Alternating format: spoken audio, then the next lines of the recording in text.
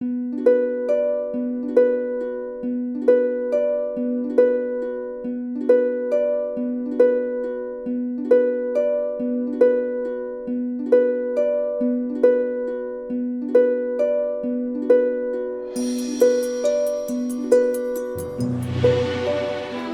Philippines.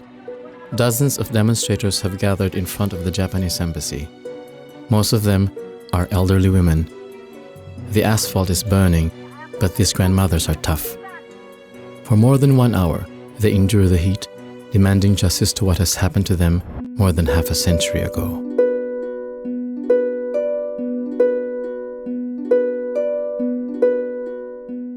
During the Second World War, the Japanese military authorities forced an estimated 90,000 to 200,000 women in occupied territories in Asia to work as prostitutes. Some of them were still teenagers. They were raped, often beaten, and abused. The Japanese called them yanfu, or comfort women. After the war, the survivors struggled to continue with their lives, hiding what many considered to be a shame. After having been silent for more than 50 years, they have started to tell their stories. Until today, they are waiting for an adequate compensation and official acknowledgement of their victimization. They are in their 80s and 90s now, and time is running out for them.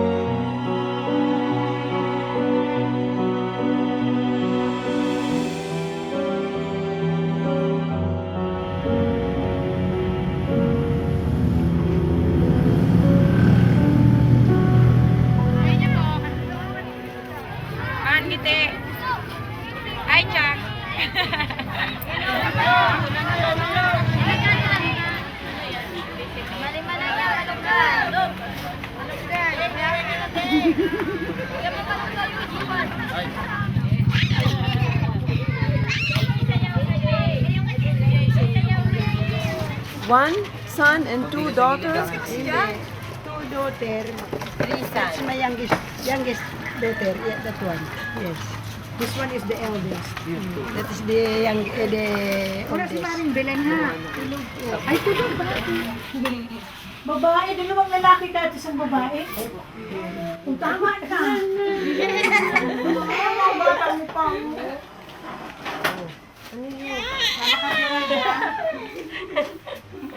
Ano yun? Apo sa tuhod. Apong ko to. Apo niya.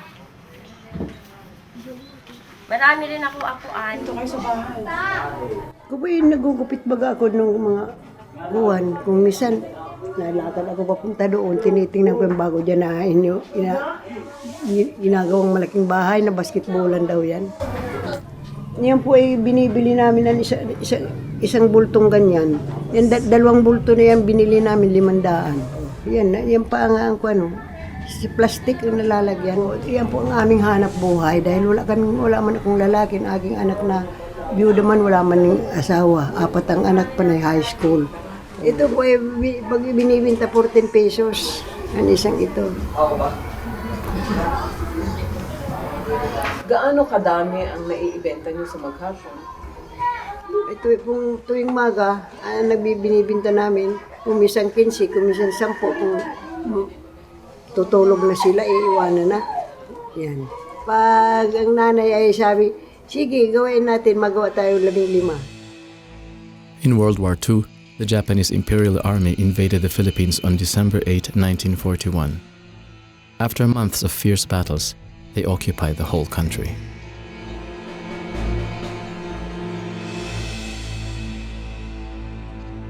Ako po ay 15 to 16 years old nung ako ay mapapunta sa kamay ng mga Hapon. Ay ako po ay mahaba pong istorya ang aking naabutan sa Kuwan. Na 1942, ako po ay nakatira nga sa Anig. Ngayon, ang aming baryo ay wanted na wanted kan Hapon. Dahil nandoon naman ang kampukang gerilya malapit sa aming baryo. Tuwing Sabado, ang mga sundalong gerilya ay nagpapasayo sa aming baryo. Lunes ka nandiyan na naman ang mga Hapon sa aming baryo. Ang aming baryo ay talagang hindi mo na makita ang mga tao. Panay ng Hapon siguro mga 200 mahigit ang napunta. Halos araw-araw napunta sa amin ng mga sundalong Hapon. Ngayon, ang ginawa namin, dahil noong 1942 ang mga Hapon ay hindi pa masyadong kuwan sa babae. Ang tawag yan, malikot sa babae. Noong 1943 na, ang pagdatingan niyan dyan sa aming bahay sa baryo, aga-akyatan na sila sa aming bahay. At saka kung ano ang gagawin sa iyo, kung hahalikan ka, kung yayapusin ka. Ang ginawa namin, ang ginawa ng tatay ko, umalis kami sa baryo, lumipat kami sa bahay namin sa Nyugan. Magang-maga kaya na may Lunes kaya may sulat naman tatay ko na madating ang manok daan doon. May baka kami doon, may baboy, mayroon kami yan kalabaw. Pag-aarawan ng tatay ko. Nandiyan na ang 5 Hapon. Pagdating kan 5 Hapon, sabi sa akin, kura-kura Siberian. Siberian? Sabi sa akin, nagagalit naman ko. Ulit-ulit sa akin, kura-kura Siberian. Iniisip ko, ano kaya sasagot ko dito sa Hapon na ito? Kura-kura Siberian, di ko alam. Sa akin yan, 2 Hapon. Ang ginawa kan isang Hapon sa akin, kuwanan ako, pasuin ako sa sigarilyo kang mukha. Yan, kapasuan po yan hanggang ngayon, hindi ko na maalis-alis. Dumikit yan ang kung apoy yung sigarilyo. Ngayon, yun na naman isa, ginawa niya, dahil hindi nga ako nagsasagot. Nung ako'y pasuin, sumigaw akong sumigaw na malakas. Ginawa ko isang Hapon na naman na lumapit. Pero parang bayonet? Hindi po, maliit lang gaya lang, pero ang bayonet niya nandoon sa kanyang lolo kang baril. Pero yung kinuha niya dito ay ganito lang kahaba. Ginawa niya kaya dahil ako sigaw ng sigaw. Ginawa naman katong isa sinaksak. Kaya po ang kuwang ngayon, putol ko yan eh. Ngayon na lang nahilog ang kuwang kayan. Pero ko na naputol yan. Yan ay nakalawit yan na gawin. Ito na lang ang nakakuwang sa akin. Hanggang dito sa loob, lampas yan ang kuwang niya. Bago ito pa, sasaksak ko pa ako dito. Ito, kita mo po yan. Kasaksakan yan sa akin. Pero the please yan. Yan dugo gan talagang po hindi baka isa ng kuwan.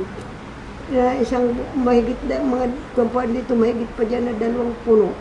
30 metros ang layo doon sa aming bahay. Doon ako, tinali ako sa puno kaya ng langka. Ngayon, doon ako nirip kan 2. Pakarip na ako niya. Sabi ko, isa lublog kan tubig doon, siguro silip yan ka intirong bumaga yan. Siguro po mga 10 taon na, hindi ko yan nahihipong ganyan.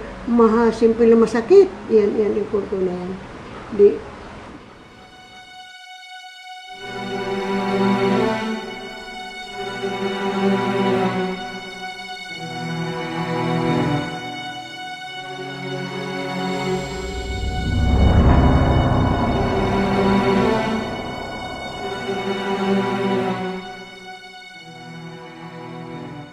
Ngayon, ang ginawa, sinasaktan ako.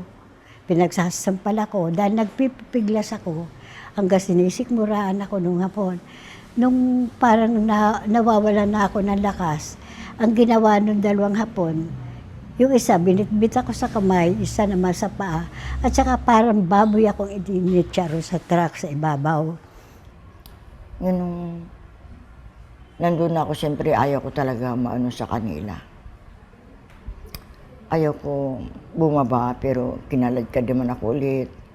Itinulak na nila ako, tapos talaga pinipilit ako bumaba na. Banda huli na abutan ko doon ng mga babae din doon. Tapos sabi niya, huwag ka na magsigaw, may papatayin ko pa nila niyan. Di nandun ako, tapos wala ka na dito, mahinga ng saklolo. Diyan ka na. Ang edad ko noon ni 13 to 14.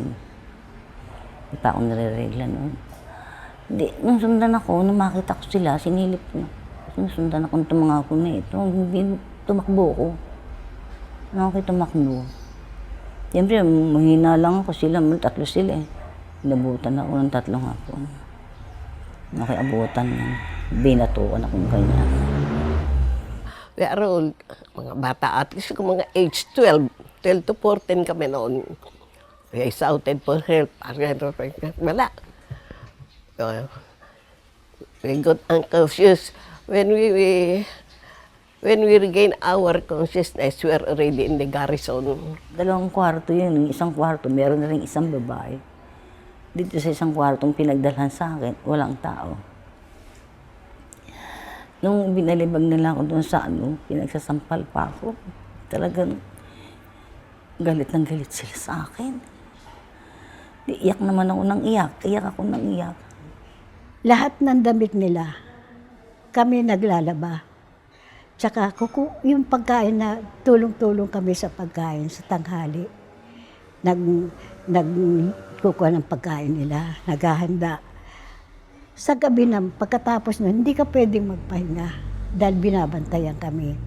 Hindi kami pwedeng makipag-usap. Umakyat doon, 4 na babae ang pahihirapan, ginagahasa nila gabi-gabi. Kasi pag iripin ka na talaga ng mga sundalo yan, kahit anong oras yung gusto kanila.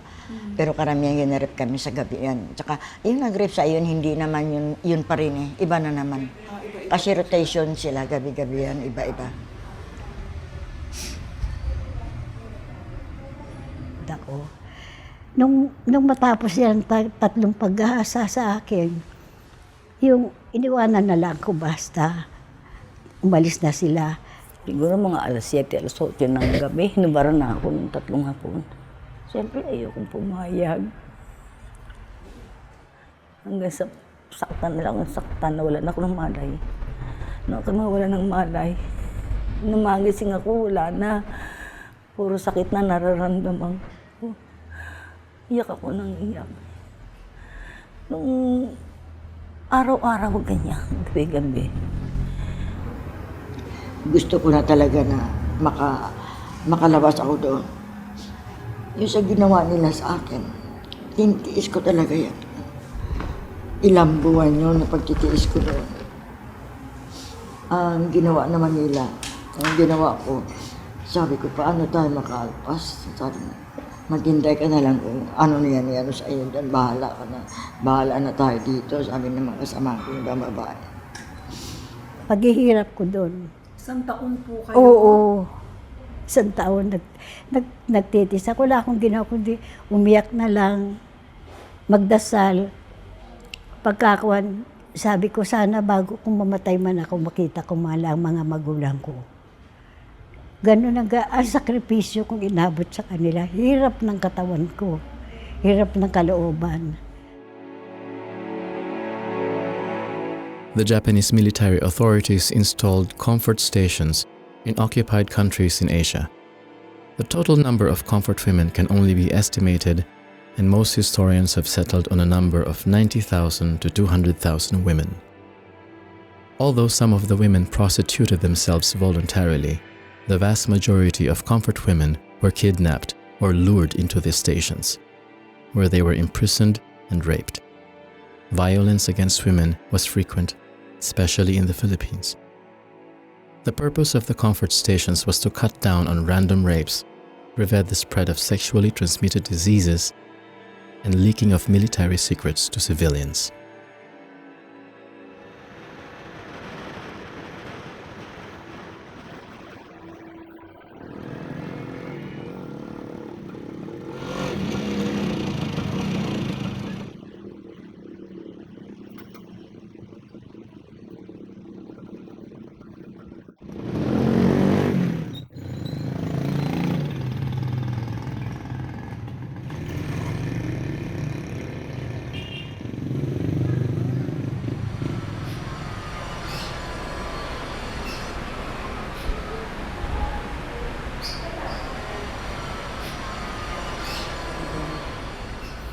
Ngayon, ang sabi nila, ito na ba talaga yung anak mo, Tatang? Opo, ayan. Sabi niya, siguro yung pangwalo niyan ay gerilya. Itinatago mo kasama nung nakatira dun sa bahay na wala, na hindi namin nakita. Sabi ng tatay ko, hindi po. Dala-dala yung auntie niya. Sabi niya, napakasinungaling mo. Nasaan yung taon nakatira doon? Alam namin tinatago mo yan kasi gerilya yan. Sabi ganyan. Hindi po, hindi ako marunong magtago ng tao. Alam mo, Neng, habang nagkukwento ako, umiiyak ako kasi bumabalik yung awa ko sa tatay ko at sa yung kalagayan namin. Di nung tinalian patalikod ng tatay kong ganyan. Ibinaba doon sa hagdan. Tinali doon sa aming haligi. Ngayon yung isa naman, kinuha yung bayoneta. Kala mo, Ning,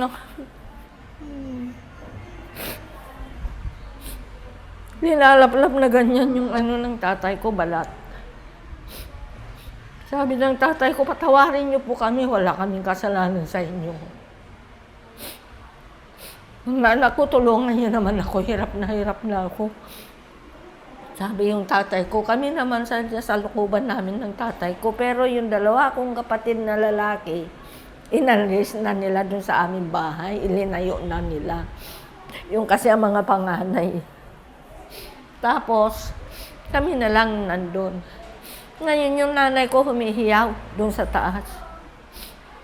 Sabi niya, Kinyo, sabi niya kasi ang tatay ko, Eugenio ang pangalan, Kinyo ang palayaw. Sabi niya, Kinyo, bakit naman nila ako ginaganito? Hindi namin alam kung ano yung namin kasi magulang namin yung nila. Ako ang nakatakbo dun sa taas. Pati yung kapatid kong dalawang bunso na magkasunod yun eh. Tapos nakita ko na lang yung nanay ko, wala nang saya kasi saya pa ang nung araw at saka kimuna. Pinapatungan na nung suga ang pangalan. Alam ko suga ang pangalan din kasi natagal kami sa garrison, nakasama ko yung mga yan.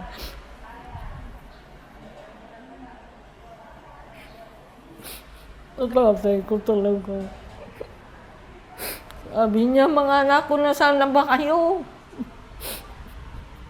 Hirap na ako. Nasaan ba yung asawa ko? Ginaganyan lang nung tatay ko eh. Tapos nung pagdating namin doon sa maakyat kami ganyan sa mababang bundok. Nung lilingon na ako sa aming baryo, umuusok na. Sinusunog na nila. Kaya ang pagkaalam ko, yung tatay ko, nanay ko, tsaka dalawa kong kapatid, isinama nila sa sunog yan. Dito na Neng, nung sa munisipyo na kami, yung ate kong dalawa, Meteria at tsaka Ismenia, diniretso nila sa mismong garrison. Only few places of their victimization can still be visited today. Intramuros is the historic center of Manila. Built during 300 years of Spanish occupation, it is today the highlight of any touristic sightseeing tour. The Philippines are proud of their Spanish heritage. Many Filipinos bear a Spanish name, and the Philippines are the largest Catholic country in Asia. very little remembers today of the Japanese occupation. There was a Comfort Women's station in the courtyard of this old church, but no plaque remembers that.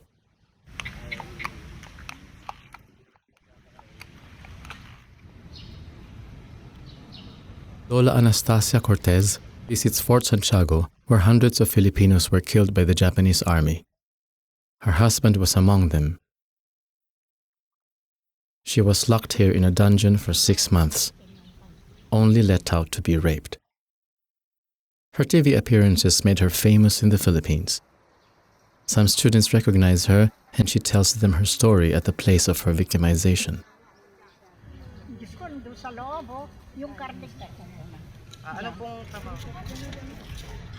Stepmother ko. Yun ang 6 na buwan din ako mahigit dyan, nakakulong. Sipin mo, hindi ako nagbibihis. Parang ano na ako eh. Walang dalaw.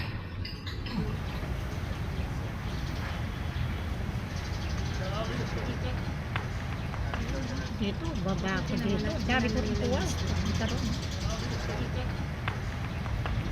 Isipin nyo, sa loob ng 6 months, dyan, pag gusto akong ready, lalabas ako, dadalhin ako doon sa ako. Bigla natin makita eh. Talagay ako doon sa ano. Doon ako, kinulog sa tapat ng bitana. Nakaharap ako dito sa may puno ng mga kawayan China. Doon. Merong ano doon na maliit na ano. Ang inuupuan ko, araw black. Ano, mabuti pa doon. May folding bed. Ayun, kung gusto kang gamitin. Ano, para kung nakikita, yung nakabitin yung paa niya dalawa sa itaas. Hindi pa kadena eh, yung lubid lang. Hindi ko pa abutin ganito. Ayoko lumabas eh, dahil yung mga anak ko, mga alangang lalaki, kahit pa paano may pinag-aralan. Siyempre may mga pride yun, di ba? Ang katuwiran ko naman sa kanila. Hindi ko naman gusto yun. Saka wala pa sila. Hirap talaga. Yun, kaya ako nabubuhay siguro. Dahil yung dasal ko sa gabi-gabi. Isin lang yung mga sakit ko, abahan pa buhay ko. Kailangan makuha kong katarungan bago ako mamaya. Kala nyo, masakit sa akin yan, lalo kung in-interview ako, bumabalik.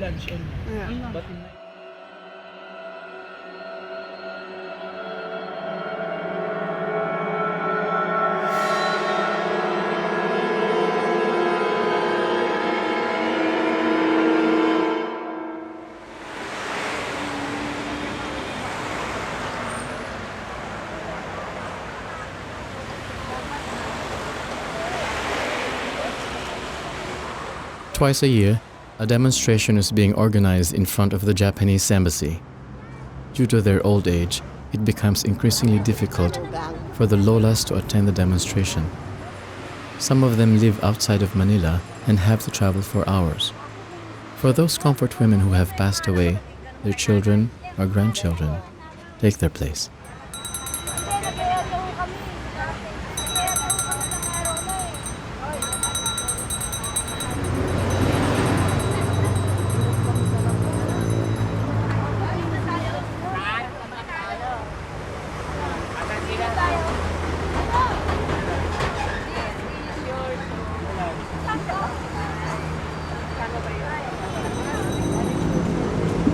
Ngayon, tinulungan mo sila sa ilang gobyerno, gobyerno por gobyerno.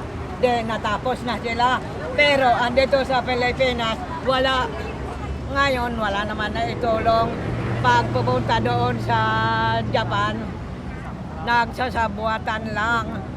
Maraming iniimbita nga mga konforme, nga mga negosyante. Yun lang. Pero ang konforme nakalimutan na.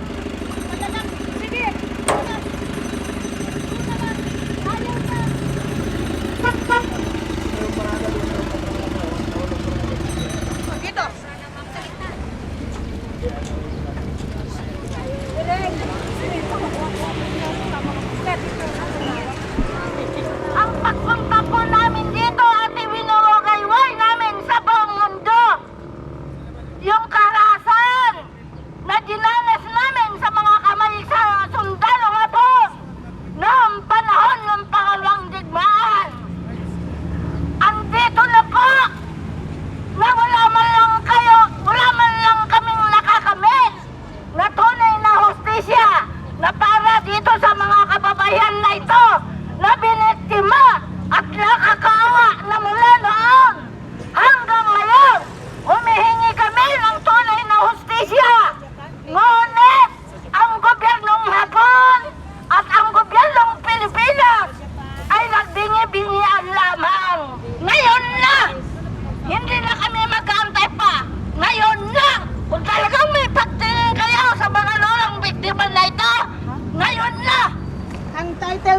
ay urgent petition to urge the Japanese government to pass legislation on the issue of comfort women under the system of sexual slavery by the Japanese military during World War II. Kaya hindi ho kami magpapasalamat, Mr. Policeman. Sige, salamat po sa araw na ito. At sana muling marinig ang sigaw ng mga lola sa Lila Pilipina, pati mga kaanak nito. Katarungan! Ngayon na! Katarungan! Katarungan! Ngayon na! Why were you not able to demonstrate there in the shade instead of here? They don't, because no permission from inside the Japanese embassy. According to the policemen of our country, our co-Filipino, they're serving the Japanese.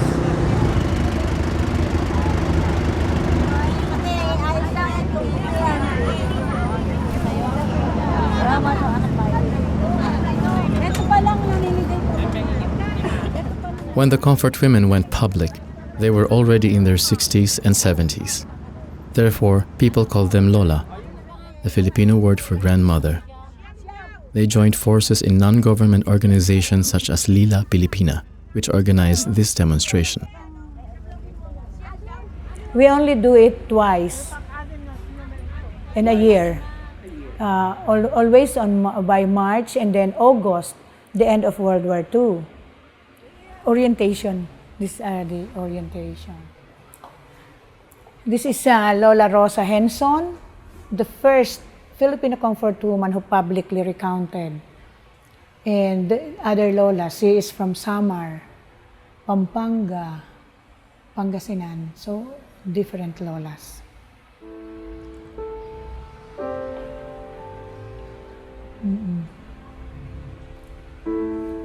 Sayang si Lola, diyan sana. We are just putting the pictures of the Lolas. We hope that all the 174 documentation will be placed here. But we are just preparing these pictures of the Lolas, and then we want to put it there. Before, we classify them, we put the pictures only of dead Lolas, but they call this cemetery. So I change. Alive, dead, the same. These are the quilts made by the Lolas. So the Lolas now, when they started, they just wanted to sue Japan. They just wanted that they must have compensation at the time. Later, they realized that, no, not only compensation, Japan must acknowledge, and Japan must accept, and Japan must be accountable. We want the Japanese government to officially issue an apology to individual victims, their family, and country. We wanted the Japanese government to include in history the realities of the comfort women system, how the women were abducted and treated inside the comfort women system. And we wanted the Japanese government to pay legal compensation to all the victims and family.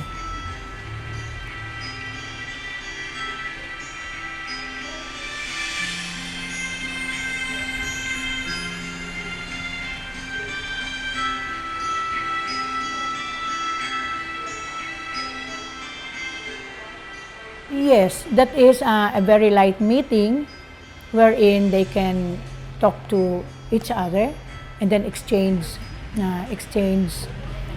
stories about what they had been doing, although it is always a repeat of what they told before because of their ages now, but at least a chance for them to look forward to, that at the end of the month we will see each other and then we can dance like Lola Asyang. She said, oh, it's only here that I'm happy. In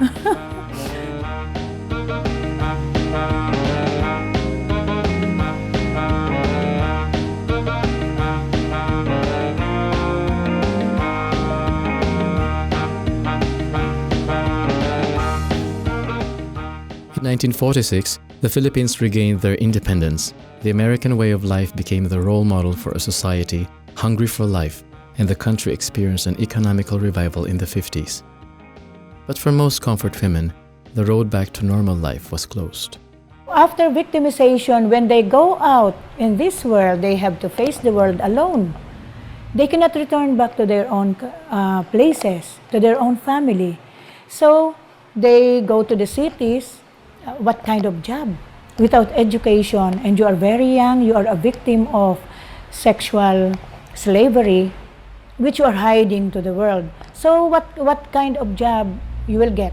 And then when the time came for them to get married, they were not able to get married formally. Some doesn't have the benefit of a wedding, only a live-in relationship. And most of the times, they got separated because later, while they were living together, and then the husband will make an issue of the lola's victimization. Hanggang nananahi ako, tapos wala na akong ganang sabing mag-asawa pa. Para kung makakita ako na lalaki, para ayaw. Bandang ulit naman talaga, siyempre, hindi man maaari na hindi may magligaw sa akin, Hindi, siyempre yung pagligaw niya sa akin, may manligaw yan, baliwala na. Pero kung hindi lang siguro sa dahilan na kung minsan bigla ka na lang akapin isang lalaki, siyempre wala kang gusto niya sa akin. Pero hindi ko pinagtapat talaga yung nangyari sa akin. Hindi niyo po sinabi? Hindi ko sinabi, at saka nagsama kami pero hindi kami kasal. Tapos sabi ko, bahala na dyan kung malaman. Pero hindi naman niya alam na siyempre matagal pa rin. Kung galing din sila sa mga probinsya, yun ang asawa ko. Ngayon, hindi, kasi nasa isip ko naman na kung ipagtapat ko sa kanya, baka kantsawan ako. Hindi ko alam kung gaano siya karesidido sa akin. Kung ano. Kaya nalalaman niya ito yung huli na. Pero wala din ako siya, dyan naghiwalay din kami. Naghiwalay po kayo? Oo, naghiwalay kami. May anak na. Naghanap siya ng ibang babae. May anak na kami. May mga 5 na anak namin. Naghanap pa rin siya uli ng ibang babae. Nakapag-asawa nga ako, hindi naman kami ikinasal. Dahil sa nalaman niya nga ang nangyari sa amin. Nagkaanak kami ng 4. Hanggang ngayon, buhay may 4 na yan. Kahit nalaman ng mga anak kong may nangyari sa akin, tanggapan nila dahil hindi ko naman gusto yun. Mahal pa rin nila ako. Kahit na ako nagkagano. Hindi nila ako iniiwalayan. Kailan niyo po sinabi sa kanila? Sinabi niyo kaagad sa kanila? Hindi pa, matagal muna. Nung siguro may anak nga ako, sabihin ko sa kanila, at nalaman din nila yung sa labas na ako ngayon nagkagano. Ay, kahit na nalaman nila yun, hindi nila ako nilalapastangan, hindi nila ako hinihiwalayan. Kung anong trato nila sa akin noong hindi pa nila alam. Ganun din ang trato nila nung malaman. Hindi alam ng asawa ko na gano'n ako. Hindi ko sinasabi, nahiya ako Bahala sila. Tapos sabi nga nila, nung bata kayo, mabuti daw, hindi kami nagbuntis noon. Paano wala pa naman kaming wins noon? Mayroon yung bata na kapitbahay namin. Pagdaan ko lang doon, sila ay nag-iikot-ikot doon sa jeep na nakatigil doon sa tabing karsada. Malapit din sa amin. Di, pwede ko para sabihin na nagpaparasigaw siya sa akin. Ang sigaw niya. Matandang, matandang Japayuki. Malaki ang puki. Yung lalabas ako dito, nahiya. Yung maririnig ko, pinagdaldal ako. Ay, sabi, hindi na nahiya. Sabi, lumabas pa nagsabi pa ni-rape siya, ganito, sabi niya. Sabi nila, yan ang mga matatandang Japayuki. Kasi nag-umpisa ito 1992, tapos 93 na ako dahil iniisip ko muna kung ako ba'y lalabas na ako ba'y sisigaw na sa buong mundo na ganito nangyari sa akin. Tinaisip ko na siyempre marami akong mga kamag-anak, baka malaman nila. Tapos nahihiya ako, tapos sabi ko, paano naman website nyo nasa loob ko? Hindi ako lalabas para ipakita ako talaga. Pero sabi ko, marami naman lumabas ako. Hindi nyo naman kasalanan. Oo, no, hindi ko naman kasalanan. Gusto ko lang sabi ko, naghahanap ako ng justice talaga na mabigyan naman ako ng justisya sa mga ginawa nilang mga kaharasan, mga sundalong Hapon. Hindi talaga ako lumabas kasi paano kaya kung malaman ng mga anak ko? Ano kaya ang kinahinatkan ko naman sa kanila? Ginaganyan ko lang. Tapos yung mister ko, magaling naman magpayo yan, parang nagbibigay lang ng advice sa akin. Kaya yan. Kaya ako napilitan ng lumabas. Pero nung lumabas ako nakita nila ako sa TV. Inabangan nila ako nun sa bababaan ko ng sasakyan. Sabi, ganyan pala nangyari sa iyo, nanay, nakakaya naman kami. Ba't nagpakita pa kayo sa TV? Alam nyo naman na marami akong kaeskwela, marami akong kaibigan, may napakilala kayo, na kayo yung ina namin. Pagkatapos, ganyan ka pala. Daming ganyan. Pinagsawaan ka pala ng sundalong Hapon. Dami akong naranasan. Pero, naintindihan nila pagdating ng panahon? Oo, natagal. Bago nila naintindihan din yan. Kasi, ang sabi ng ama nila, reunion doon sa aming bahay. Doon lang nila naintindihan. At yung aking anak na bunso, yung bunso, yun ang unang nakaintindi. Inakap ako noon. Sabing ganyan sa akin. Ganyan pala ang nangyari sa iyo, nanay. Alam mo, nanay, magpasalamat ako sa aming ganyan dahil nakaligtas pala kayo. Kami ganyan. Halimbawa, kung di kayo nakaligtas, wala rin ako dito sa mundo.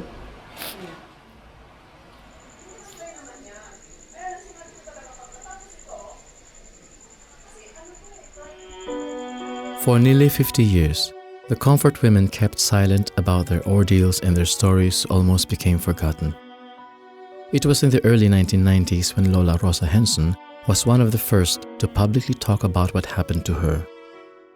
Lola Rosa, who died in 1997, published her story and called upon other victims over the radio and television to join her. Responding to her call, dozens of women began to publicly tell their stories. Lola Anastasia Cortez was a friend of Lola Rosa. Together, they were part of a delegation invited to Japan, where they told their stories and demanded an apology and compensation. In 1995, the Japanese government established the Asian Women's Fund. Yan, si Lola Rosa, kasama ko. The Asian Women's Fund, established through the initiatives of private persons in Japan. And so the fund is very discriminatory for us. So we question about that. Because in Korea, they gave 3.2 million yen and plus the package that went through the government.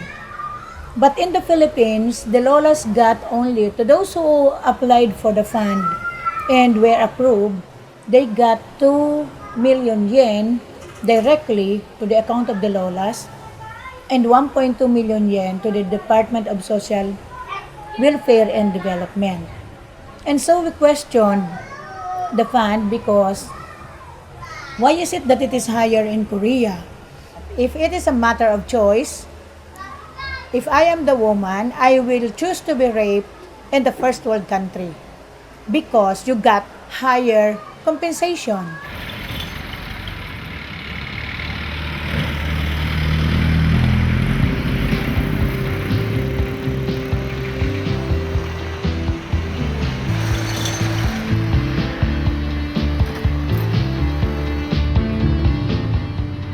In the Lolas Center, the Comfort women meet regularly, plan their next political activities, and have fun.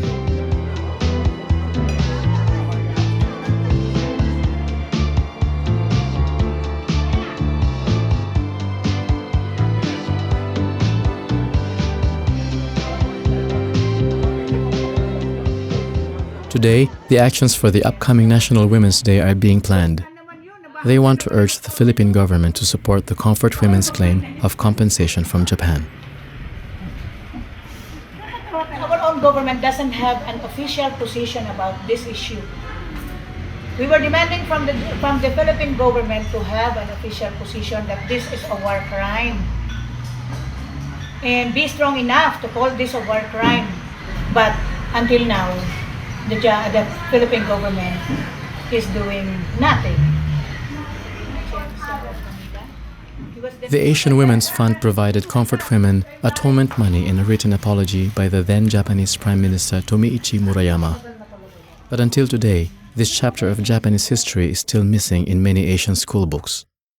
Some Japanese politicians question that women have been forced into comfort stations. Therefore, the Lolas feel that they are still not recognized as victims. Even the Philippine government makes little efforts to remember this chapter in history. Most places of former comfort stations have vanished and others have no plaques of remembrance. It took the victims' organizations years of lobbying to have a commemorative stone set up in a park opposite the Central Post Office in Manila, now surrounded by garbage.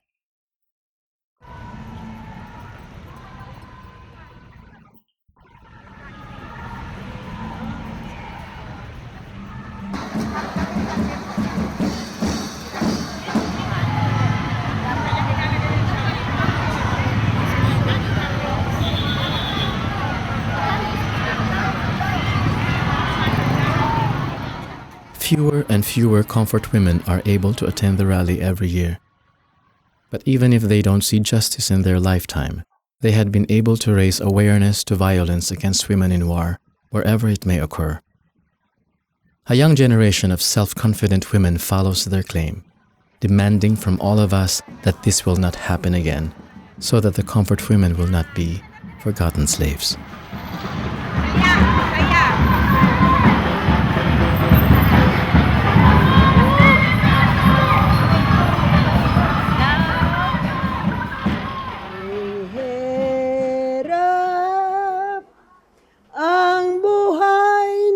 Komporto man, tinitiis ang lahat na mga kahirapan.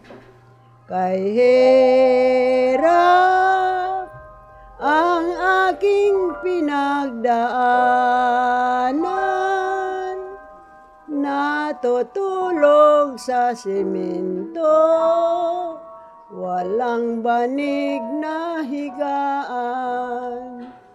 Ang buhay na aking tiniis sa kamay ng sundalong Hapones. Kay hirap ang buhay ng komporto, nawawalang pangdignidad, mga karangalan. Ang buhay kung bakit ay ganito, mapait ang sinapit ng buhay